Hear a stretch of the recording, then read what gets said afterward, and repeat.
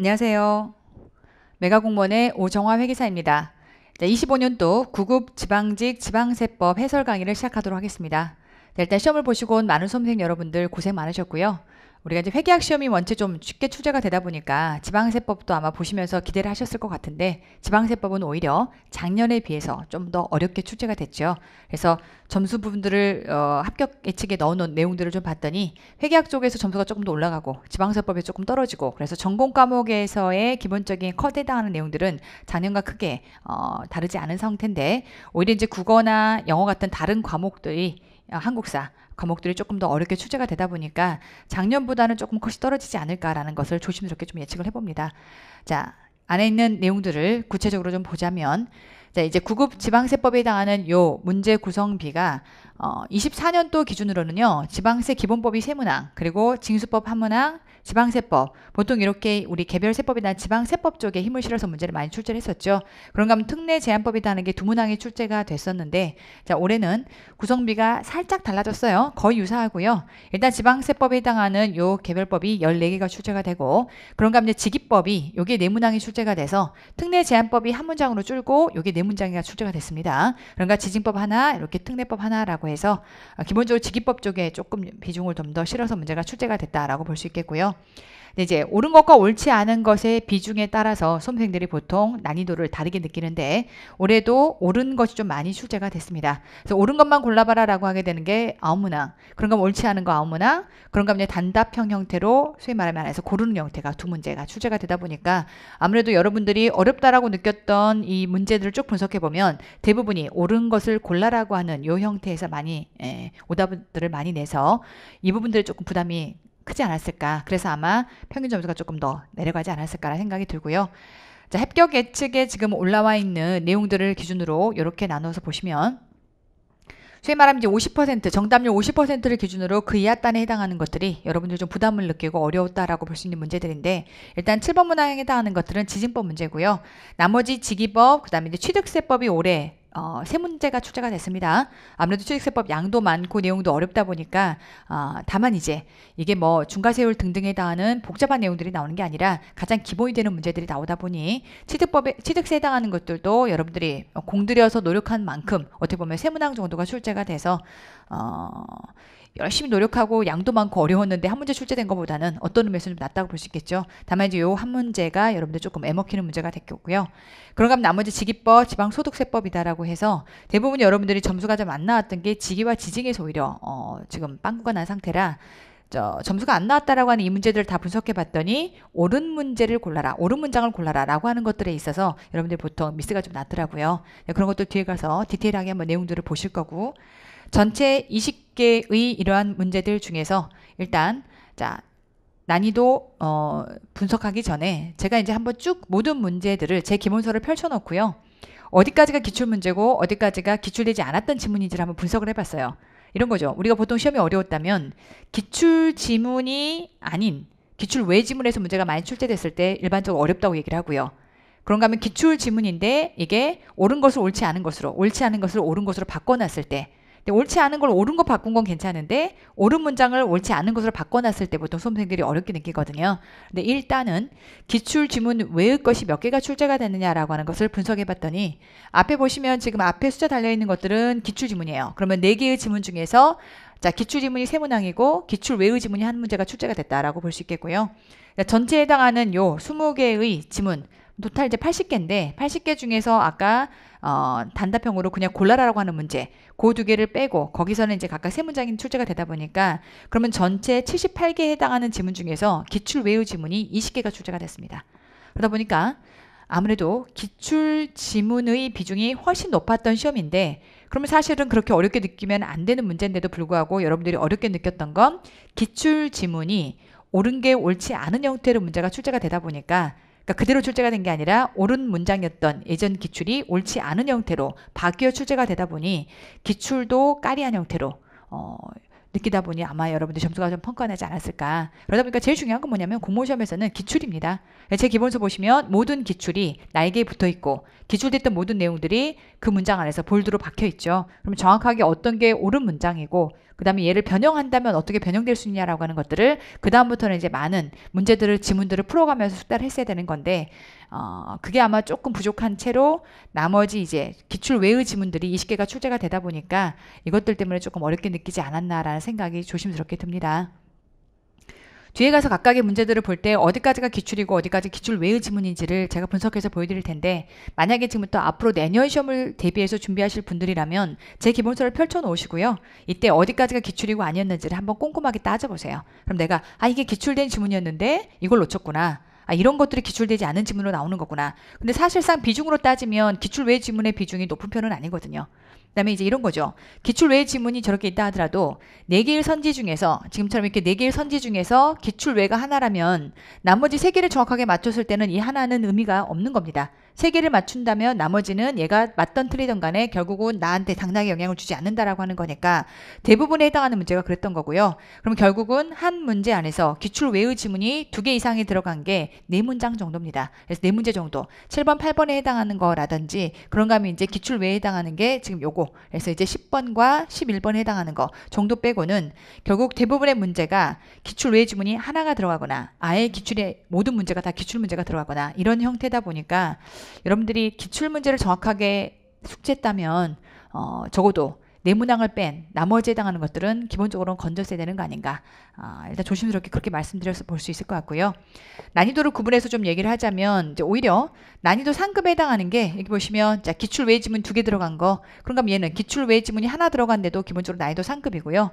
얘는 지금부터 전체 3문항인데 다 기출 지문이긴 합니다. 근데 그 기출 지문이 예를 들면 오답 지문으로 다 들어간 거죠. 오답 지문으로 들어가서 옳은 것을 골라라라고 들어가다 보니까 전부 다 오답 지문으로 바꿔 들어가서 여러분들이 좀 어렵게 느꼈던 것 같고 나머지에 해당하는 여기 중급 문제에 해당하는 요 문제들 요것들도 앞에 옆에 보시면 이때 기출 외의 지문들이 지금 들어간 형태가 이렇게 어렵게 여러분들이 느낀 내용들인 거고요. 그런가 하면 나머지에 해당하는 것들은 저는 이제 난이도 학급으로 분류를 합니다.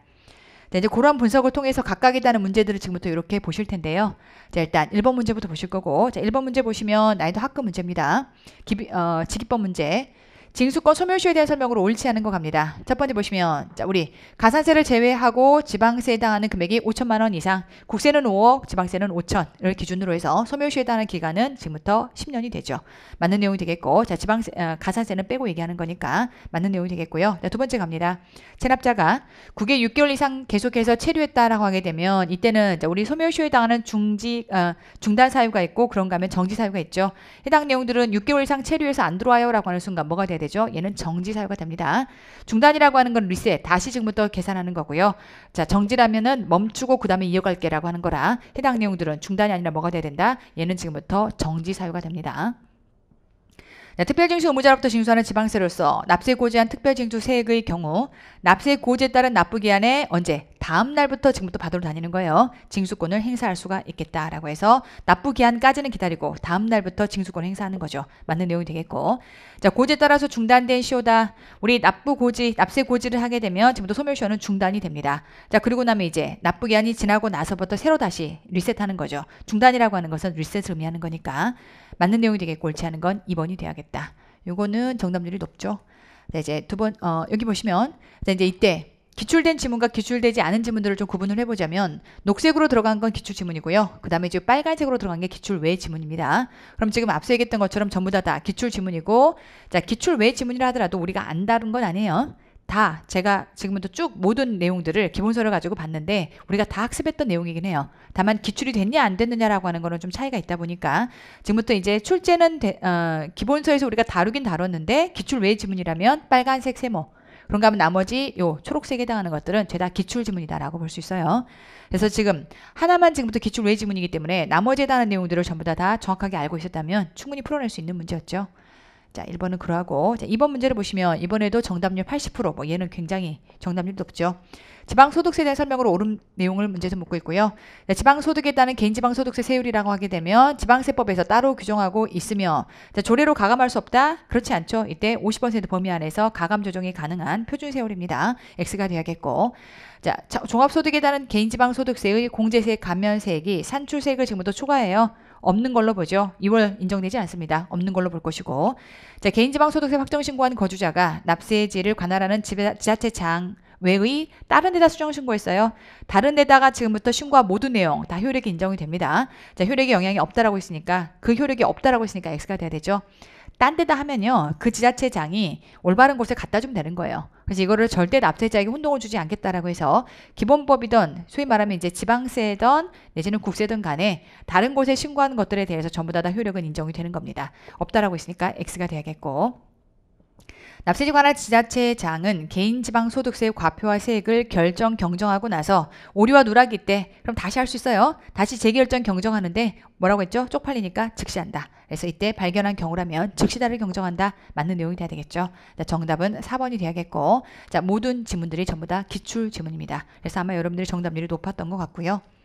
네, 세 번째 보시면 이번에는 재산세, 자, 우리 지방세법의 문제가 출제가 됐고, 자, 옳지 않은 것 갑니다. 일단 첫 번째, 재산세를 징수하려면 토지건축물 주택선박 항공기라고 해서 우리 5가지 단계 들어가 있고요. 자, 보통 징수 방식이죠. 납세고지서는 지금부터 납기 개시 며칠? 5일 전에 발급. 맞는 내용이 되겠고, 자, 두 번째, 1세대 1주택에 대한 주택세율의 특례에 따라서 1세대 1주택 여부를 지금부터 판단한다 라고 할 때는 우리 1세대 1주택이다 라고 하게 되면 혜택 규정이 있고, 그 다음에 다주택자다 라고 하게 되면 이 경우에 있어서는 벌과 규정이 있죠. 자, 일단 혜택 규정을 얘기하는 것이고, 대신에 자, 신탁법에 따라서 신탁된 주택이라면 이걸 맡아 관리하는 자의 주택으로 가는 거예요? 아니면 얘를 맡긴 위탁자의 주택으로 가는 거예요? 당연히 위탁자입니다. 얘는 너무 쉬운 질문이 들어와 있어요. 위탁자의 주택수로 지금부터 계산해야겠죠.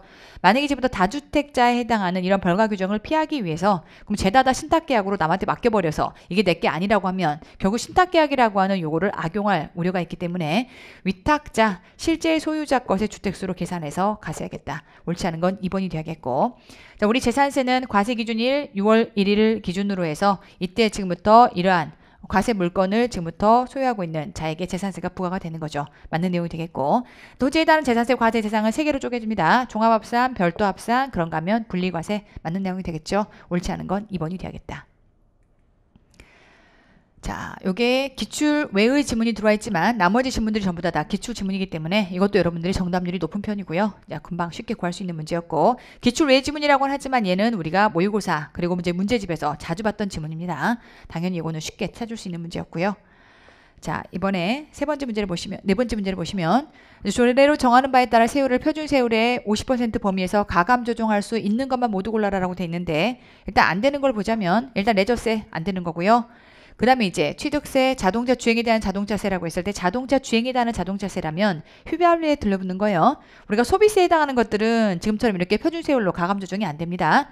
지방마다 자기네가 조정해서 이때 세율을 낮춰버리면 소비세의 경우는 그러면 그 지방 가서 왕창 소비하는 문제가 생길 수 있기 때문에 그 지방 가서만 지금부터 휘발유를 주유한다라는 문제가 생길 수 있기 때문에 얘는 법령으로 30% 범위 안에서만 가감 조정은 가능하지만 지금부터 조례에 따라서 각 지방마다 조정할 수는 없는 거예요. 주행에 따른 자동차세는 소비세이기 때문에 인정되지 않는다라고 보셔야겠고, 그럼 레저세 안 되는 거고요. 그럼 해당되는 것들은 기억, 디귿 둘 다 가능하죠. 자, 정답은 1번이 되야겠다. 요것도 그렇죠. 거의 뭐 80% 육박하게 쉽게 답이 나오는 지문이었고요. 다 출제가 됐던 지문입니다. 자, 이제 5번 문제를 보시면 이번에는 지방소득세에 대한 설명으로 옳지 않은 거 갑니다. 자, 우리 지방소득세, 자, 일단은 우리 국세와 유형을 똑같이 맞춰서 종태양 3가지로 구분합니다. 개인지방소득세를 종태양으로 구분할 거고, 자, 법인지방소득세 납세지라며 3종률 현재 법인세법에 따른 납세지. 자, 근데 만약에 연결법인이다. 법인이나 연결법인이 둘 이상의 지자체에 사업장이 있다라고 되면 그때는 각각의 사업장 소재지를 납세지로 가는 거예요. 맞습니다. 그래서 이거는 안분해서 각각 사업장 소재지에 신고하게끔 들어가 있고, 소득세 법인세 및 조특법에 따라서 소득세 법인세가 비과세가 된다라고 하게 되면 우리 본세가 비과세되면 당연히 지방소득세도 따라가야 되는 거예요. 과세하지 않는다. 맞는 내용이 되겠고, 비거주에 대해서 과세하는 개인지방소득세다. 그럼 이제 국내 원천소득을 종합과세하는 경우와 분류과세하는 경우를 구분하지 않는다? 그렇지 않아요. 자, 일단 자, 비거주자에 대해서는 우리 국세인 소득세법을 준용하자면 비거주자의 지금부터 과세 방식은 세 가지입니다. 종합과세, 분류과세, 그런가 하면 분리과세. 소위 말하면 우리가 원래 국세에서 우리 퇴직과 양도에 해당하는 것이 분류과세가 되는 것처럼 우리 비거주자의 경우라면 마찬가지로 퇴직과 양도는 분류과세가 될 것이고, 그럼 나머지 해당하는 것들을 종합과세 할 거냐라고 했을 때 국내 사업장이 있거나 부동산 원천소득이 있다면 종합과세, 그 외의 경우라면 분리과세, 이렇게 나누어질 거라서 결국 국세와 똑같은 구조로 갑니다. 그래서 종합과세, 분리과세, 분류과세 세 가지가 있는 거라, 자, 이때 분류해서 과세하는 경우를 구분하지 않는다라고 되면 X가 돼야 되겠죠. 분류가 됩니다. 그래서 옳지 않은 건 4번이 돼야겠다. 요것도 정답률이 높은 편이죠.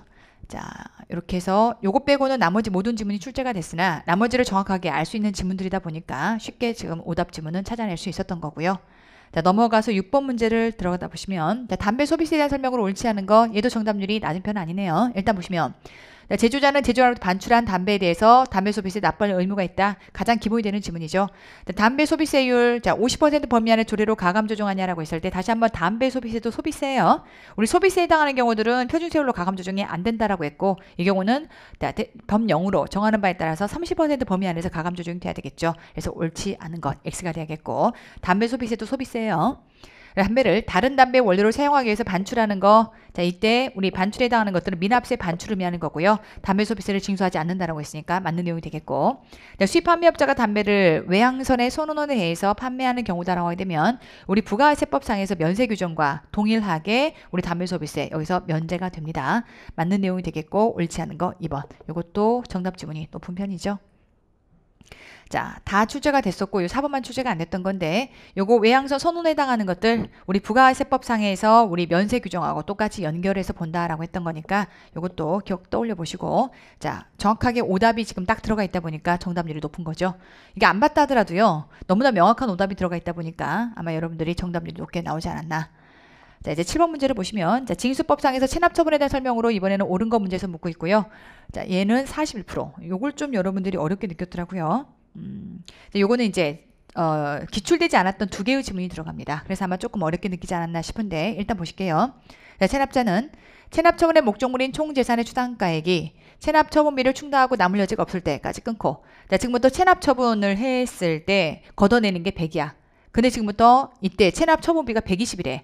그럼 100보다 배꼽이 더 큰 상황이네. 비용이 너무나 많이 들 것 같으면 건져가지고 환가시켜서 돈으로 건져봤자 100%밖에 안 돼. 그럼 안 하는 게 맞겠죠. 이런 경우라면 체납처분의 중지를 요청할 수 있습니다. 체납처분을 지금부터 중지한다라고 하는 건 직권으로도 가능하고 신청으로도 가능하고, 그래서 이 경우 체납자가 요청할 수 있다 해서 이 내용은 일단 맞는 내용이 돼요. 직권으로도 가능하고 신청으로도 가능합니다. 그래서 옳은 거 정답 1번이 돼야겠고, 자, 두 번째 보시면 지자체장은 징수권 소멸시효가 완성되거나 체납처분이 유예가 되면 정리 보류가 아니라 뭐가 돼야 돼요? 해당 내용들은 일단 시효 정리가 돼야 됩니다. 소멸시효가 완성이 되면 얘는 죽고 없어지는 거야. 다시 살아나지 않습니다. 그래서 정리 보류라고 하는 거는 일단 보류두개라는 개념인 거고, 얘는 뭐가 돼야 된다? 시효 정리가 돼야 합니다. 그래서 이 경우는 정리 보류할 수 없다가 되겠죠. 정리 보류가 아니라 시효 정리 완성이 돼야 되겠고, 자, 지자체장은 압류를 유예하는 경우라면 납세담보의 제공 요구할 수 있고요. 압류를 해제할 때도 이거 풀어줬을 때 못 받을 확률이 있기 때문에 이 경우도 마찬가지로 납세담보 제공 요구할 수가 있는 겁니다. 없다라고 했으니까 이것도 X가 돼야겠고요. 지자체장은 체납자가 성실납부자로 인정이 되고 체납처분을 유예함으로써 사업을 정상적으로 운영할 수 있다라고 인정이 된다면 이때 체납처분 유예할 수 있죠. 체납처분 언제 유예하니라고 하면 두 가지였어요. 성실납부자로 인정이 되는 경우. 그런가 하면 차라리 장사해서 이때 세금을 걷어들이는 게 더 낫겠다라고 판단되는 경우. 그래서 이 경우라면 지금부터 체납처분을 유예하여야 한다. 조심하실 건 유예하여야 하는 게 아니라 유예할 수 있다가 돼야 돼요. 이런 문구도 조심합니다. 이런 경우라면 할 수 있다라고 하는 걸로 허락 규정인 거지 무조건 해야 되는 거 아니에요. 판단하고 나서 해주는 경우이기 때문에 이 경우라면 체납액을 징수할 수 있다고 인정되는 경우에 체납처분을 유예할 수 있다가 돼야겠죠. 그래서 X가 돼야겠고, 자, 옳은 거 정답 1번이 돼야 될 텐데, 이제 이 지문이 어렵다라고 느꼈던 건 이 두 개의 지문이 한 번도 출제가 된 적이 없다 보니, 여기 두 개죠. 이 두 개의 지문이 출제가 된 적이 없다 보니까 아무래도 여러분들이 조금 더 어렵게 느끼지 않았나라 생각이 들고요. 그래서 이때 옳은 거 정답 1번. 그래서 출제가 된 적이 없는 지문이 지금부터 이렇게 정답 지문으로 들어오다 보니까 훨씬 어렵게 느꼈던 거죠. 정답률이 낮은 편이었고요. 8번 문제를 보시면 이번에는 취득세에 따른 납세 의무자에 대한 설명으로 옳지 않은 거 갑니다.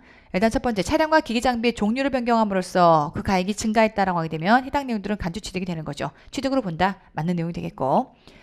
자, 환지 방식에 따라서 요거 조금 어려운 지문이었어요. 일단 보시면 도시개발 사업의 시행으로 토지의 지목이 사실상 변경돼서 가액이 증가됐어요. 간주 취득의 경우 조심하실 건 환지 계획에 따라서 공급되는 환지라면 얘는 뭘로 가는 거죠? 우리 환지 계획에 따라서 공급되는 환지라면 이 경우는 조합원 것으로 가는 거고요. 사업 시행자가 취득하는 것이 아니라 조합원이 취득하는 것으로 보고, 그런가 하면 이때 그 안에서 우리가 채비지라든지 보류지 해당하는 것들은 이걸 팔아서 공사비에 해당하는 것들을 충당할 거기 때문에 그 부분이라면 사업 시행자가 취득하는 것으로 보고, 제가 앞단에서 환지와 그 다음에 이제 체류, 쉽게 말하면 채비지나 보류지에 해당하는 것들을 구분해서 제가 그림으로 그려가지고 사례로 분석해서 보여준 적이 있어요. 다시 한번 정리하자면 환지 계획에 따라서 공급되는 그 환지라면 결국 땅을 교환하는 거니까 원래의 땅 주인이 책임을 지는 게 맞겠죠. 그래서 이런 경우라면 이때는 자, 조합원이 지금부터 취득한 것이고, 그런가 하면 이때 채비지라든지 그랬을 때 보류지 해당하는 것들은 요거 팔아가지고 나머지 해당하는 것들의 공사 대금을 충당한다든가 이런 것들을 사용할 거니까 그런 경우라면 사업 시행자가 취득하는 것이고, 그래서 X가 돼야겠죠. 자, 옳지 않은 지문이 되겠고. 자, 광업법에 따라서 등록하지 아니한 광업권에 해당하는 것들은 등기 등록을 하지 않지만 우리 실질과시 원칙에 따라서 사실상 취득하는 것으로 인정이 됩니다. 그래서 이 경우라면 취득한 것으로 본다. 맞는 내용이 되겠고. 자, 직계 비속이 부동산을 경매를 통해 취득하는 경우, 자 볼게요. 우리가 직계 비속이 지금부터 이렇게 취득하는 경우라면 원칙적으로는 뭘로 가죠? 무상 취득으로 봅니다. 그래서 직계 비속으로부터 지금부터 내가 직계 비속한테 넘겨줬다. 그럼 일단 기본적으로는 무상 취득이에요. 다만 사실상 취득했다라고 하는 것을 지금부터 증명할 수 있다면 그때는 유상 취득으로 인정을 하죠. 그럼 사실상 지금부터 취득했다라고 하는 것에 예시가 뭐가 있었죠? 부동산 경매를 통해 취득. 그럼 경매장에서 그만큼 해당하는 대금을 납부하고 취득했을 거기 때문에 사실상 취득하는 것으로 볼 수 있겠고요. 그런 경우라면 유상으로 인정을 하는 거죠. 맞고요. 옳지 않은 건 2번이 돼야겠다. 요것도 정답률이 거의 50%대 육박하는 문제네요. 자, 요게 기출 지문과 그렇지 않은 것들을 구분해 보자면 요 두 개가 지금부터 기출 외 지문입니다. 다만 우리가 요 해당 내용들은 요거 환지에 해당하는 것들을 제가 그림까지 그려서 여러분한테 한번 보여드린 적이 있었죠. 그래서 요거 어려운 지문이긴 한데 우리가 강조했던 내용이고요. 자, 옳지 않은 거 이때 정답이 2번이 돼야겠다. 자, 넘어가서 9번을 보시면, 자, 이번에는 지방교육세에 따른 납세무자가 아닌 거, 이거는 뭐 여러 번 출제가 됐던 거죠. 자, 우리 지방교육세 납세무자 아닌 거, 자, 우리 주민세에 따른 경우가 요 경우 사업소와 그 다음에 이제 개인분에 해당하는 것들은 죄다 다 지방교육세 납세 의무자인데 우리 종업원분에 해당하는 것들은 해당되지 않는다는 거 여러 번 나왔던 지문입니다. 이것도 거의 80% 육박하는 거죠. 넘어가시겠고. 자, 이번에는 납세제에 대한 설명으로 이번에 옳은 거라고 돼 있는데 이제 요거는 조금 지엽적인 문제이긴 했어요. 그런데 이제 오히려 지엽적인 문제라서 기출 외 지문이 많음에도 불구하고 이게 이제 여러분들이 많이 연습이 돼 있었던 거죠. 그래서 이 경우 오히려 정답률이 낮진 않아요. 자, 일단 1번 내용을 보시면 1번은 명확하게 나오죠. 등록지와 사용 번거지가 다르다라고 했을 때는 당연히 뭘로 가는 거죠? 이 경우라면 이때 사용 번거지가 중요하죠. 그래서 이 경우 등록지가 아니라 사용 번거지로 가는 것이고, 자, 요게 조금 어려운 지문이었어요. 상호 등기다 하는 건 정말 지엽적인 내용이에요. 자, 등록면허세 납세지는 상호 등기를 했다라고 하게 되면 그때는 자, 주사무소가 아니라 뭘로 간다? 상호 등기를 했을 때는 영업소 소재지로 갑니다. 영업소 소재지. 그래서 X가 돼야겠고. 자, 주민세 사업소분에 해당하는 납세지라면 이때는 주민세 사업소분이라면 이때 자, 각 사업소의 소재지로 간다. 요게 정답 지문이 되겠고요. 자, 면허에 해당하는 등록면허세 납세지라면 해당 면허에 대해서 간다. 별도의 영업장이 있다면 이때는 영업장 소재지로 갑니다. 별도의 영업장이 있다라고 했는데 그때 면허 받은 자로 가는 게 아니라 영업장이 있다면 그때는 영업장으로 가야겠죠. 그래서 이때 영업장 소재지가 돼야겠다. 자, 그래서 옳은 거 정답 3번이 돼야 되는데 오히려 이거는 여러분 이제 모의고사라든지 여러분들 기본적인 문제에서 좀 풀다 보니까 정답률이 높았던 것 같고요. 오히려 해당 내용들은 이 지문 빼고는 나머지는 기출된 적은 없었어요. 그 다음에 이제 그러한 소재들이 여러 법에 걸쳐서 연결되어 있다 보니까 쉽지 않은 지문이었는데 오히려 이게 정답률이 좀 높더라고요. 자, 그래서 옳은 거 찾으라면 정답이 3번이 돼야겠고. 자, 11번 보시면 이번에는 취득세. 자, 우리 취득세 해당하는 거 세 문제나 출제가 됐다라고 했고요. 자, 일단 옳지 않은 것 이렇게 문제에서 묻고 있고, 첫 번째 보시면 취득세 해당하는 과표라면 취득 당시 가액. 그렇죠. 일단 맞는 내용이 되겠고, 다만 연부로 취득했다면 그때 연부 금액으로 갑니다. 할부 방식이라면 할부 금액으로 가는 거죠. 맞는 내용이 되겠고, 자, 두 번째 시가 표준액이 1억을 초과한 부동산이다 라고 하게 되면 상속 외의 원인으로 무상 취득했다라고 했을 때는 결과적으로는 지금부터 증여를 의미하는 거죠. 자, 이 경우라면 자, 증여의 경우는 가장 센 걸로 때려요. 시가 인정액, 우리가 시가다라고 볼 수 있는 범주 안에서는 실질적으로 거래한 가액이 없다 보니까 그럼 이제 시가 인정액이라는 게 있고 시가 표준액이 있을 수 있는데 이 중에 더 센 거 뭐? 시가 인정액으로 가는 것이고, 그런가 하면 시가 인정액을 산정하기 어렵다면 이제 어쩔 수 없는 거죠. 가장 표준액은 시가 표준액으로 가는 거다. 맞는 내용이 되겠고. 자, 그런가 하면 부동산을 원시 취득했다라고 했을 때는 이때 취득 당시 따른 가액은 부동산을 원시 취득했다는 얘기는 내가 지금부터 건물을 새로 지었다는 얘기예요. 그럼 건물에 들어가는 원가가 되겠네. 그러니 사실상 취득가액이 될 거고요. 다만 법인 아닌 사업자가 건축물을 취득했다면 원래는 장부에 기장을 해서 그때 그 건축물 가액이 얼마냐라고 하는 사실상 취득가액으로 가야 되지만 얘를 확인하기가 어려운 상황이 생길 수 있겠죠. 자, 그런 경우라면 이때는 뭘로 간다? 이때는 시가 표준액으로 간다. 그렇죠? 맞는 내용이 되겠고. 마지막 보시면 요거 조금 어려운 지문인데 요거 제가 사례까지 들어서 말씀드린 적 있어요. 가볼게요. 특권자 아닌 자로부터 대물변제로 부동산을 취득했다라고 하게 되면, 자, 취득 당시 따른 가액은 대물변제. 소위 말하면 내가 지금부터 10억을 빌려줬고요. 10억을 받아야 되는데 저놈이 나한테 돈을 안 주고 건물을 주더라. 그럼 결과적으로 내가 10억 받아야 되는데 건물을 받았으면 나는 건물을 얼마에 취득한 거죠? 그때 10억에 취득한 거예요. 다만 이럴 수 있죠. 내가 대물변제 외에 추가로 지급한 금액이 있다라고 하게 되면 내가 지금부터 10억을 받아야 되는데 상대방이 나한테 건물을 줬는데 그 건물이 12억짜리래. 그럼 12억짜리면 결국은 나는 10억 받아야 되는 거를 12억짜리 건물을 받았으니까 상대방한테 얼마를 돌려준다? 2억만큼을 돌려주게 돼 있어요. 그럼 결국 나는 이 건물을 얼마에 취득한 거죠? 내가 원래 지금 받아야 될 채무 10억에다가 채권 10억에다가 그러고 나서 얘한테 지금부터 2억을 줬으니까 결국 나는 얘한테 10억 주고 2억을 준 셈인 거네. 그럼 결국 12억이 될 거라서 이때 지금부터 추가로 지급한 금액이 있다면 나는 그때 취득하면서 2억을 더 지급한 결과가 돼서 그 금액은 차감이 아니라 뭘로 가야 된다? 가산이 돼야 합니다. 차감이라고 했으니까 X가 되겠죠. 가산하는 거예요. 다시 한번 쉽게 이렇게 생각하시면 돼요. 내가 지금부터 10억을 빌려줬어요. 그럼 10억 나갔네? 그러고 나서 건물을 받았는데 그때 내가 2억을 더 줬대. 그럼 나는 돈을 총 얼마 준 거예요? 건물 받고 돈은 총 10억 주고 2억 줬으니까 10억 준 거예요. 그러니까 지금부터 이렇게 현금으로 지급한 금액이 있다면 취득가액에 가산하는 거죠. 그래서 건물값이 12억이었기 때문에 내가 그 10억을 맞춰주느라 2억만큼을 더 준 거다. 이렇게 이해할 수 있겠죠. 자, 옳지 않은 건 정답 4번이 되야겠고, 사례로 우리가 풀었던 지문이다 보니까 이렇게 풀어낼 수 있는데, 다만 이제 보시면 이렇게 두 문장에 해당하는 것들은 우리가 다루지 않은 지문이다 보니까 그래서 우리가 어렵게 느끼지 않았을까라는 생각이 들고요. 정답률 50% 정도 되네요. 자, 옳지 않은 것 문제에서 4번 이렇게 찾아낼 수 있겠고, 자, 12번 문제를 보시면 이번에는 납세담보에 대한 설명으로 옳은 거, 자, 기본법 문제고요. 이게 정답률이 현저하게 떨어지네요. 일단 볼게요. 자, 주택 외의 건축물에 대한 담보가액이라면 이때는 자, 시가를 고려해서 결정한 금액이 아니라 얘는 정해놔야겠죠. 자, 소위 말하면 담보가액이다라고 하는 건 평가가액, 그러니까 쉽게 말하면 실질적 가액이라기보다는 평가가액으로 가야 되는 거라, 그렇다면 이 건축물에 가장 표준이 되는 뭘로 가야 된다? 시가 표준액으로 가는 거예요. 시가를 고려해서 결정한 가액이 아니라 이제 결국 지방세법이 정해준 시가 표준액으로 가는 거다. 자, 그 다음 납세보증보험증권을 납세담보로 제공하려고 한다면, 자, 보험증권에다가 담보 제공의 뜻을 기록하고 등록 확인증을 지금부터 제출하는 게 아니라 그냥 보험증권 갖다 내면 되는 거예요. 얘는 보험증권을 갖다 내야 되는 거라 X가 되겠고, 보험에 든 등록 건설 기계를 납세담보로 제공하려면 이 경우 이제 등록 확인증을 제시하는 거죠. 자, 이 경우 등록 확인증을 제시할 거고, 자, 지자장은 저당권 설정을 위한 등록 절차를 밟으면 되겠죠. 옳은 건 3번이 돼야 되겠다. 등록 확인증이 필요한 거는 이러한 담보로 지금부터 잡은 건설 기계 등을 의미하는 거고요. 요거 볼게요. 납세담보로 납세보증 증서를 제공한 자는, 자, 징수금을 지금부터 납세보증서로 납부할 수 있느냐? 납부는 뭘만 가능하다? 금전만 가능하다. 그래서 납부는 금전만 가능해요. X가 되야겠고. 자, 그래서 옳은 거 찾아봐라라고 하게 되면 정답 3번인데, 요게요, 이제 기출됐던 지문과 아닌 것들을 구분해 보자면 오히려 얘는 기출이 안 됐고 나머지는 전부 다 기출됐던 지문이에요. 심지어 이것도 기출됐던 지문이라서 제가 옳은 거 찾으라고 하게 되면 기출해서 이게 옳은 지문으로 그대로 들어왔거든요. 그래서 요걸 정확하게 골라냈다면 요게 이제 좀 낯설었을 수 있는데, 얘 빼고 나머지 당하는 것들은 전부 다 기출 지문이라서 이게 이제 옳은 지문으로 들어왔다가 옳지 않은 지문으로 들어오니까 헷갈렸던 것 같고, 얘는 옳은 지문 그대로 들어왔던 거고요. 요게 틀렸을 리는 없겠고, 얘는 이제 많이 오답 지문으로도 많이 봤던 지문이라서, 자, 그래서 요걸 여러분들이 굉장히 정답률이 낮은 편인데 다시 한번 기출이 얼마나 중요한지를 강조하는 그런 내용이었다라고 볼 수 있겠죠. 자, 이번에 13번 문제를 보시면, 자, 얘는 정답이 높은 편이죠. 자, 지방소비세에 대한 설명으로 옳지 않은 거 갑니다. 자, 일단 첫 번째, 자, 지방소비세는 과세되는 재화 용역을 소비하는 자의 주소지 소재지를 관할하는, 자, 특광 시세라고 볼 수 있겠고요. 그랬을 때 이제 부가세를 납부할 의무가 있는 자에게 부과한다라고 해서 해당 내용들은 도세, 특광시세 맞는 내용이 되겠고, 자, 그런가 하면 지방소비세 납세지를 관할하는 세무서장, 부가세법에 따라서 재화의 수입에 대해서 부가세를 징수하는 세관장. 얘네가 누구죠? 특별징수무자예요.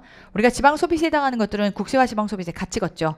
국세에서 관장을 합니다. 그럼 국세 입장에서의 이러한 의무자는 자, 납세지 관할 세무서장. 그런가 하면 자, 이때 수입에 따라서는 지금부터 세관장이 이것들을 징수하죠. 그러다 보니까 이자들을 특별징수 의무자라고 할 것이고 국세와 함께 지방세를 같이 걷는다. 맞는 내용이 되겠고요.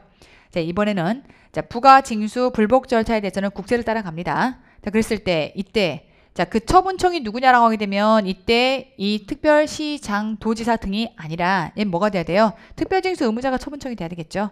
결국 국세랑 같이 다툴 거니까 한 몸이에요. 국세랑 같이 다툰다면 이때는 자, 국세에서 부가권을 가지고 있는 자들이 결과적으로 처분청이 돼야겠죠. X가 돼야겠다. 얘는 뭐 원리를 안다면 쉽게 답이 나올 수 있는 내용이었고, 자, 지방소비세와 관련해서 규정이 없다면 이때는 부가세법을 준용하죠. 맞습니다. 철저하게 지방소비세는 국세 부가세와 같이 움직인다. 자, 옳지 않은 건 3번이 돼야겠죠.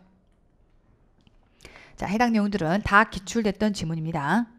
자, 14번을 보시면 자, 취득세에 대한 설명으로 옳은 것만 모두 골라봐라라고 돼 있는데 자, 요 내용이 여러분들이 좀 어렵게 느꼈던 지문이고요. 자, 정답률 34%. 이게 굉장히 좀 어렵게 느꼈던 어떻게 보면 난이도 상급 문제가 될 수 있겠죠. 자, 일단 첫 번째부터 볼게요. 납세 의무자가 지목 변경으로 토지를 사실상 취득을 하고 나서 산출세 신고를 하지 아니하고 매각을 했다라고 하게 되면 지금부터 80% 가산한 금액을 세금으로 징수하는 것은 중과산세를 얘기하는 겁니다. 다만 조심하실 건 우리가 중과산세를 지금부터 부과하는 취지는요. 등기 등록이 필요한데 안 했을 경우에 중과산세를 부과하는 거기 때문에 지목 변경으로 토지를 사실상 취득했다라고 하는 부분은 간추취득이에요. 그러니까 얘는 지금부터 등기 등록을 할 수 있는 상태가 아니다 보니까 등기 등록을 해야 되는데 안 한 것들에 대해서 중과산. 얘는 그 상황이 아니다 보니까 이 경우 80%를 가산한 금액을 세금으로 징수한다. 그래서 이거는 X가 돼야 되겠죠. 그래서 이 경우는 등기 등록이 필요하지 않은 지목 변경이기 때문에 이 경우에 대해서는 징수하지 않는 겁니다. 자, 니은을 보시면 자, 외국인 소유의 취득세 과세 대상에 해당하는 물건, 얘는 자주 나왔던 내용이죠. 이러한 물건을 직접 사용하거나 국내의 대여시설 이용자에게 대여하기 위해서 소유권을 이전받는 조건으로 수입해서 지금부터 임차했다. 임차해서 수입했다라고 하게 되면 누가? 그렇죠. 수입하는 자가 이때 취득한 것으로 보는 거죠. 여긴 자주 나왔던 지문입니다. 자, 맞는 내용이 되겠고, 자, 증여자의 채무를 인수하는 부담부 증여다라고 하게 되면 자, 우리 이때는요. 우리 취득세에 해당하는 경우가 이 경우는 뭘로 움직여요? 우리 증여랑 같이 움직이는 거죠. 상속과 증여에 해당하는 경우들은 이때 상속세법과 증여세법 상에서의 이러한 신고기한과 같이 움직입니다. 자, 지금 여기 부담부 증여다라고 돼 있으니까 증여세랑 같이 움직이게 되어서 과세 물건을 취득한 자라면 취득에 속한 달의 말로부터 3개월 이내. 그렇죠. 맞습니다. 우리 증여세에 해당하는 경우가 3개월 이내라고 들어가 있으니까 같이 움직이는 거고요. 자, 몇 점 몇 항은 중요하지 않겠고 그러한 산출세액을 이때 신고하고 납부해야 된다. 증여세법의 이러한 규준과 같이 움직이는 거죠. 맞는 내용이 되겠고, 자, 기억이 이제 어떤 경우에 이런 중과산세가 부과가 되느냐라는 원리를 이해를 했다면 기억 부분이 해당되지 않는 것들을 빼고 봤을 때는 1번과 4번으로 정답 지문이 좁혀질 것이고, 그랬을 때 이제 요 디귿에 해당하는 게 요건 자주 나왔던 지문이에요. 요건 우리가 강조했던 지문이다 보니까 요게 만약에 정확하게 이해가 됐다면 문제를 풀어낼 수 있지 않았을까. 네, 결국 3개에 해당하는 지문이 다 기출 지문이었습니다. 한번 좀 출제가 됐던 지문인 건데 한번 기본서랑 한번 같이 보세요. 다 볼드가 발라져 있어요. 그래서 이제 어떤 것들이 이렇게 우리가 오답 지문이라고 하는 것들을 다시 한번 눈여겨서 봐주시면 좋을 것 같고요. 자, 15번 문제로 넘어가 보시면 이번에는 지방세 환급금과 환급가산금에 대한 설명으로 옳은 거, 이것도 정답률이 굉장히 낮아요. 이것도 이제 뭐 점점점 1번 보실게요. 적법하게 납부된 지방세의 감면으로 환급하는 경우라면 환급가산금, 자, 이때 볼게요. 환급가산금은 우리가 언제부터 계산할 거냐라고 했을 때 감면 결정일로부터 지방세 환급금을 지급하는 날까지의 기간과 기본 이자율이 아니라 환급가산금이다라고 되면 이자 언제부터 계산하니라고 했을 때는 감면 결정일에 언제? 다음 날부터가 돼야 돼요. 결정일부터 하는 게 아니라 다음 날부터 이자가 계산이 된다. X가 돼야겠고, 요거는 우리 많이 강조했던 내용이죠. 환급금의 발생일과 가산금은 구분해라라고 했던 거고요. 가산금에 해당하는 요 발생일을 구분해라라고 했던 것이고, 체납액의 징수 금액에 지방세 환급금을 충당한다라고 하게 되면 자, 체납액과 지방세 환급금은 체납된 지방세의 법정 납부 기간으로 소급해서 같은 금액으로 소멸한 것으로 본다라고 되어 있을 때 자, 우리 소위 말하면 둘 중에 뭘로? 늦은 때로 가는 거예요. 자, 이때 법정 납부 기간과 환급금 발생일 중에 늦은 때로 소급해서 대등액에 대해서 소멸한 것으로 본다. 이렇게 돼야 되겠죠. 이것도 나왔던 지문입니다. 자, 지하장은 간다. 납세자 동의와 관계없이 지방세 환급금으로 결정한 금액을 대통령이 정하는 바에 따라서 어때요? 자, 체납액의 징수에 충당해야 된다라고 되어 있는데 우리가 일단 체납액이라면 이때는 직권으로 충당이 가능하죠. 납세자 동의 없이 충당이 가능하다. 그래서 이때 체납액이냐 아니라고 하는 것도 주의해서 보셔야겠고 해당 내용들은 지금부터 체납액에 대해서 얘기하고 있는 거니까 맞는 내용이 되겠고요. 자, 지방세 환급금의 소멸시효는 지자체장이 납세자의 지방세 환급 청구를 촉구하기 위해서 환급 청구의 안내, 통지 등으로 인해서 중단되지 아니해야겠죠. 소위 말하면 지방세 빨리 받아가세요. 소멸시효 경과하면 너 못 받아가요 라고 하는 것들을 알려주는 건 납세자를 지금부터 보호해주느라 이러한 통지를 해서 알려주는 거지 이걸 통해서 결국 납세자가 소멸시효가 중단되는 효과를 누릴 수는 없는 거예요. 납세자는 지가 빨리 가져갔어야 되는 겁니다. 그래서 이 경우 납세자의 배려로 안내 통지를 해주는 거기 때문에 납세자에게 배려해줬다고 납세자가 기간을 지켜야 되는 것들을 중단시킬 필요는 없겠다. 중단되지 않는다가 돼야겠죠. 자, 그래서 옳은 거 찾아봐라 라고 하게 되면 정답은 3번. 자, 정답 지문은 우리가 소위 말하면 자주 강조했던 내용이에요. 우리가 소위 말하면 이때 체납액에 해당하는 것들은 직권 없이 기본적으로 바로 충당한다 라고 하는 게 국세를 공부하셨던 분들이라면 국세에서 오답지문으로 많이 나왔던 지문이라 쉽게 찾아낼 수 있었을 텐데 지방세에서는 얘가 오답지문으로 나온 적이 없었던 거죠. 이 두 개가 결국은 기출되지 않았던 지문이었던 거고 이 두 개는 기출됐던 지문이고요. 어쨌건 이게 굉장히 정답률이 낮았습니다. 국세랑 같이 연결해서 비교해 보셨더라면 국세 하셨던 분들은 조금 유리했었을 것 같고요. 지방세만 공부하셨던 분들이라면 조금 약하게 접근이 되지 않았나 생각이 들고요. 자, 16번 갑니다. 자, 등록 면허세에 대한 설명으로 옳지 않은 거 들어가 있고 일단 첫 번째 보시면 외공인 소유의 취득세 과세 대상 물건을 연부 취득에 따라서 등기 등록했다라고 하게 되면 그때는 자 이때 우리 등록 면허세를 사용하는 등록에 포함을 시키는 거죠. 맞는 내용이 되겠고 등록에 따른 등록 면허세에 있어서 같은 등록에 관계되는 재산이 둘 이상이 지금부터 지자체에 걸쳐져 있다라고 하게 되면 이때 등록 면허세를 지자체별로 부과할 수가 없을 때는 등록 관청 소재지로 가는 거죠. 자, 원래는 각각 부과하는 건데 자 그렇게 부과할 수가 없다면 등록 관청의 소재지로 간다. 해서 맞는 내용이 되겠고 자, 부동산 선박 항공기 자동차 건설기계 등록에 대한 등록 면허세에 과표라면 이때는 등록 당시 가액으로 가야겠죠. 취득 당시 가액이 아니라 등록하는 시점으로 가는 겁니다. 취득에 해당하는 게 아니라 지금 등록을 얘기하는 거니까 등록 당시 가액으로 간다. X가 돼야겠고 자, 등록에 따른 등록 면허세에 있어서 채권 금액의 과세액을 정하는 경우 일정 채권이 없다라고 하게 되면 채권의 목적이 된 것의 가액, 처분의 제한의 목적이 된 그 채권 금액으로 간다. 채권가액으로 간다라고 하는 거 맞는 내용이 되겠죠. 자, 요것도 다 한 번씩 기출됐던 지문이기 때문에 요게 정답률이 낮은 건 뭐 때문일까요?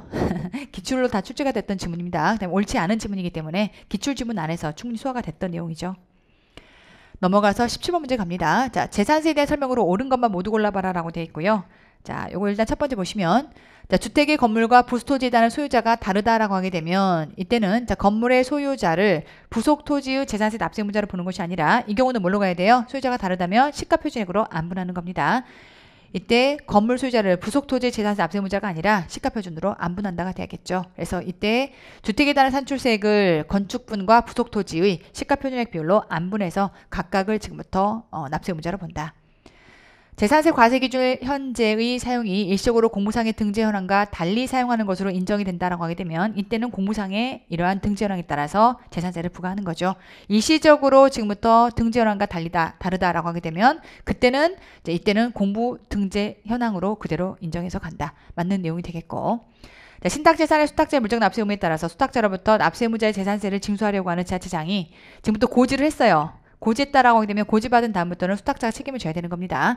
재산세 의무자인 위탁자가 신탁의 이익을 받을 권리를 포기했다 하더라도 고지된 부분에 대한 납세 의무는 그대로 유지가 돼야 되겠죠. 소멸한다라고 했으니까 X가 되겠다. 영향을 미치지 않는다가 돼야 합니다. 자, 옳은 것만 골라봐라라고 했으니까 정답은 1번 니은이 돼야겠죠. 자, 요것도 정답률이 일단 64%인데요. 자, 요 지문 빼고는 죄다 다 기출이 됐던 지문이죠. 요 내용도 기출되진 않았지만 요거는 우리가 강조하면서 굉장히 중요하게 봤던 지문 중에 하나입니다. 자, 그래서 옳은 것만 골라봐라고 하면 정답 1번이 돼야겠죠.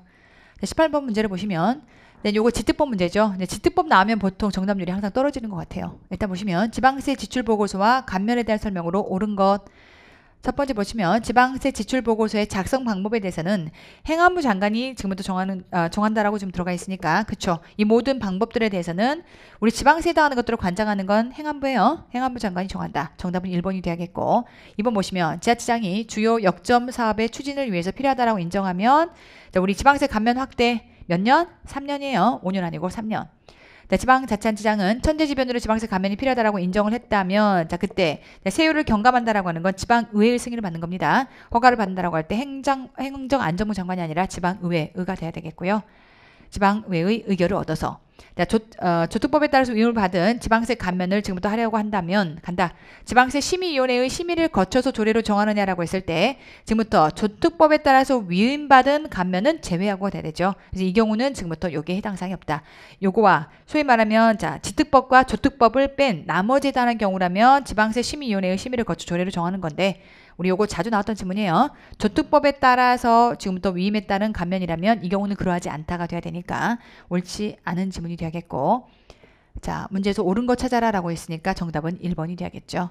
자 요것도 우리 앞에 요거는 출제된 적이 없는 지문 맞고요. 나머지 해당하는 것들은 죄다 다 기출됐던 지문들입니다. 자 이번에는 범칙행위와 관련된 설명으로 옳은 거 그렇죠. 1번 조금 어렵게 느낄 수 있어요. 헷갈릴 수 있겠죠. 일단 보시면 시가로 포탈한 지방세 세액이 3억 원 이상이거나가 아니라 3억 원 이상이면서 그때 납부해야 될 세액이 30% 이상인 경우라면 3년 이하의 징역이에요. 엔드 조건입니다. 오화 조건이 아니라 엔드 조건이 돼야겠다.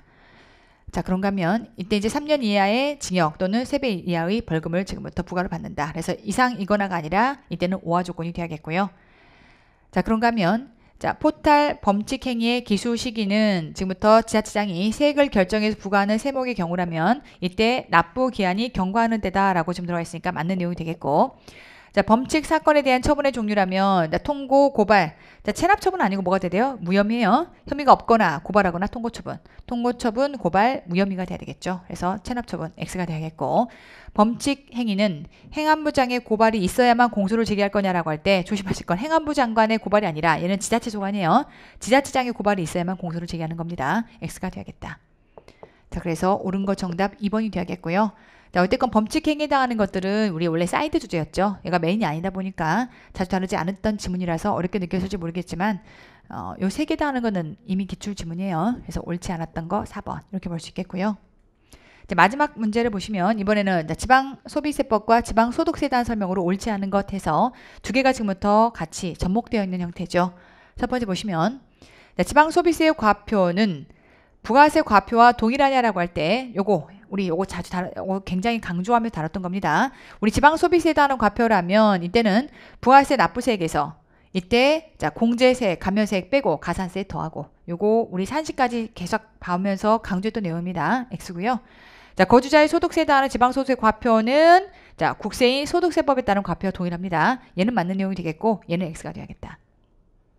옳지 않은 건 1번. 얘는 쉽게 나오는 질문이었어요. 개인지방소득세 납세지라면 이 경우는 납세 의무의 성립 당시의 납세지. 그렇죠? 맞는 내용이 되겠고 그런가 하면 요거 다 기출됐던 지문이고요. 옳지 않은 건 1번. 지방소비세와 부가세를 신고하는 경우라면 이때 지방소비세와 부가세법에 따라서 부가세가 합쳐진 금액으로 한꺼번에 같이 신고하는 거죠. 맞습니다. 한꺼번에 같이 국세와 지방세가 같이 합쳐져 있는 내용으로 가는 거고 소득세법에 따라서 종합소득에 대해서 과표 확정 신고를 하는 그러한 경우라면 해당 신고기한에 종합소득에 대한 개인지방소득세 과표와 이러한 세액을 대통령이 정하는 바에 따라서 지자체장에게 확정 신고 납부를 했어야겠다. 맞는 내용이죠. 그래서 이것도 전부 다 기출 지문이라 20번에 해당하는 지문은 정답률이 낮은 편이긴 한데 아쉽게도 다 기출 지문이긴 해요. 제가 이제 지방세법을 여러분들 쭉 어렵다라고 해서 어떤 문제가 어려웠을까라고 하는 것들을 좀 분석을 해보면서 제가 느꼈던 거는 기출 지문들이 대부분입니다. 기출 외의 지문이라고 볼 수 있는 게 아까 20개 정도인데 그중에서 오히려 여러분들이 정답률이 높았던 게 그 안에 지금부터 기출 외가 3개가 들어가 있다 보니까 그럼 나머지 해당하는 17개의 지문들을 여러분들이 힘들어하면서 내가 알고 있던 기출 지문까지도 흔들렸던 상황이거든요.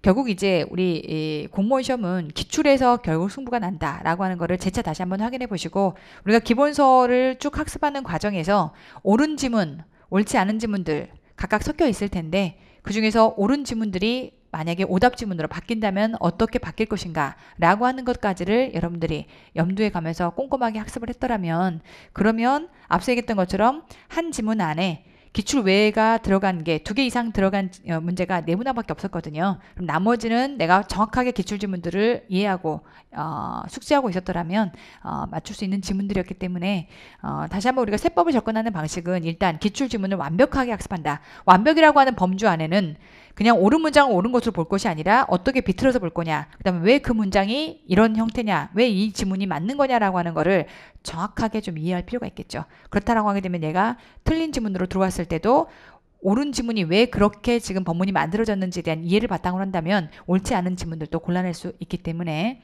결국 세법이라고 하는 거는 가장 기본 전제는 이해가 바탕이 돼야 합니다. 이해가 바탕이 됐다면 그 다음부터는 이제 내가 이해한 내용을 가지고 반복 학습을 통해서 완벽하게 내 지문을 소화하는 나머지 문제풀이 과정들이 남아있는 거죠.